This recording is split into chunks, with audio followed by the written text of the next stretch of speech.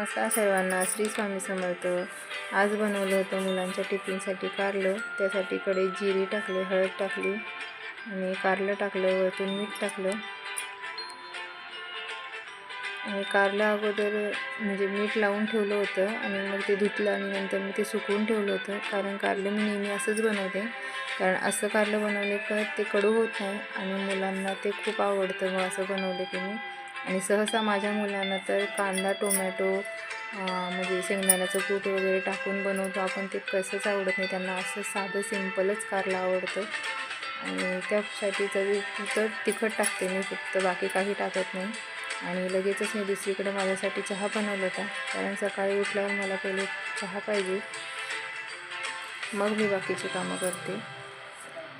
मस्त कडक झाले, छान कुरकुरीत लागते कारलं आणि मुलं खूप आवडीने खाते। नक्की करून बघा, कारण ज्यांना कारलं आवडत नाही, ज्या मुलांना, तेही असं बनवलं की नक्की खाता। नक्की ट्राय करा। भाजी बनल्यावर मी लगेच चपात्या ते बनवून घेतल्या, चहा घेतला अगोदर, मग चपात्या वगैरे बनवल्या आणि मग टिफिन भरला मुलांचा। काळा मसाल्याचं पण कधीतरी बनवून दाखवेल मी तुम्हाला।